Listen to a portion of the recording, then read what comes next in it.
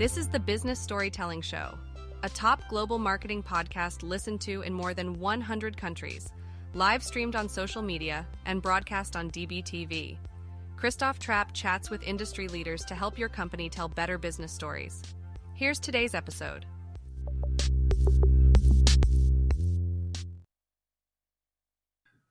Hey, business storytellers. Christoph Trapp here. Let's talk about why is my website not ranking? You might be wondering. Sometimes websites don't rank for a number of different reasons. So let's dive into some of those. Number one, you have to do keyword research. And the keyword research has to actually be relevant. It can't just be stuff that makes sense to you, or you know what I mean? Like things nobody searches for. It has to be, these have to be keywords that people actually search for. And that sounds easier said than done, quite frankly, right? I mean, I've had teams before and they were like, look, we're ranking for this thing, number one, number two, number three, and that's awesome. But nobody was even searching for those terms. So what's the point? I mean, long term, maybe people will search for those terms, and some stories, articles need to be written, even if nobody searches for them today.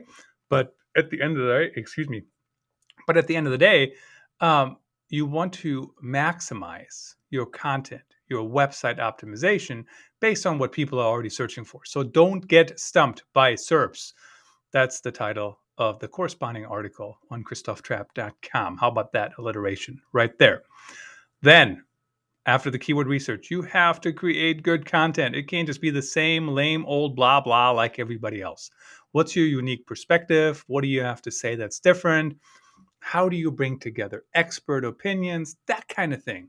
You have to be different. Now, I know that's sometimes also easier said than done, because how much stuff can you say about the same old topic? Well, we all have unique experiences. And I mean, even think about what I'm doing right now. I'm not the first person to write about or talk about ranking websites. I'm just putting a different spin on it. I have a podcast, I have a video, I have an article. It all fits together. I'm throwing the content to parade. So that's something you could do. Number two, optimizing website content. So once you have a website, I see this. This is not the case for new websites necessarily, even though you should start out on the right foot. So we'll start there with the new websites, but have title tags, have titles, SEO titles, So if it's like ChristopHTrapp.com, don't just say Christoph Trapp home. We know that's the homepage. Come on, my friends. Make it more worthwhile. Christoph Trapp, content strategy consultant, or whatever it might be, right? Whatever is relevant and whatever people might search for. So optimize everywhere that you can to help you long term. Now, once you have your website up, I know some of you have websites, have had them for a long, long time, and they haven't, they started where they started and now they are where they are. Talk about an empty statement right there. But you know what? You can go back and optimize stuff, right? How do you optimize pages now? How do you update articles and really go from there? Talking about articles, it really is important to get to get on the content marketing bandwagon. I really truly believe that. Blogging might not be as simple or easy, or if that's not even the right term, but you know what I mean? Not as quick as it used to be back in the early days of content marketing, but it still works, still drives SEO, still drives ranking for the entire site as a whole. So don't overlook it for something short term. It's a longer term strategy. It can work relatively quickly when you do it well and when you already have a somewhat established website. But at the end of the day, you do want to get on that bandwagon quickly. Understand the next one. Understand the role of backlinks in website rankings. Now, what's interesting to me is sometimes people, they want to pay for backlinks. And you know what? Be my guest. Spend your time on paying other people to add your backlinks, and they should be tagged anyways. But even when they're not tagged, Google is not dumb. Google can figure this stuff out. They're not natural, right? So you want natural backlinks. That's really the trick here. And the way you get natural backlinks is, number one, you do create good content that's worth linking to. I mean, I don't know how many links I have to ChristopHTrapp.com that just happened. I don't even know the people that link to me. And if you look at other even more popular websites, they get links because like it's good stuff and people want a source, so they link to it. And then once you start ranking, of course, those links can increase too. So it's really, it compounds. But the other way that I've seen that works really well to get backlinks is offer your expertise. When other people are writing about content, um, they put out a request on like help a reporter out or B2B marketing writers, something like that. And they want quotes. So send them a quote and don't just send them the same old crap like what everybody else would say. Send them something that has a chance to be used and then they link back to you. So that's a natural backlink, right? Because you just offered them some value and they thought it was valuable to their audience.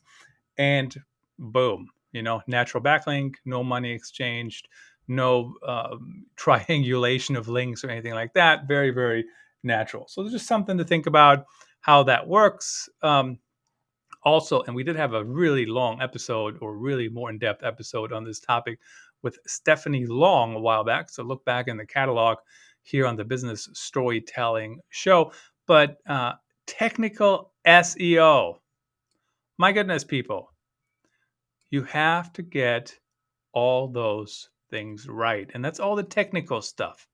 And if you use things like WordPress, or some of those things, a lot of stuff comes out of the box, honestly. So it's set up correctly from the get-go, but don't mess it up. Like when people build websites, they launch and they have the no robots tag still on. I mean, that's like, come on, that's like elementary school stuff, mistakes. You know what I mean? Like if you discourage web engines to index your site, of course you're not going to rank. In WordPress, it's actually a checkbox. People check it when they build their website, and then when they want to go live, they forget about it because there's 12,000 other things they have to worry about. I get it.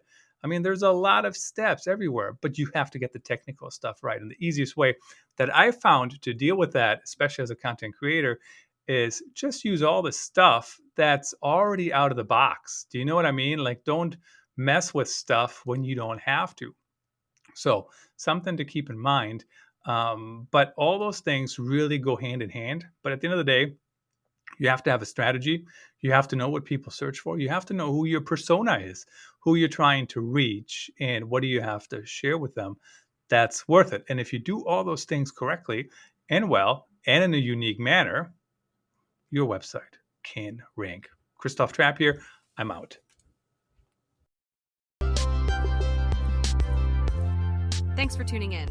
Please rate and review the Business Storytelling Show on your favorite podcast platform and subscribe so you don't miss the next episode. See you then.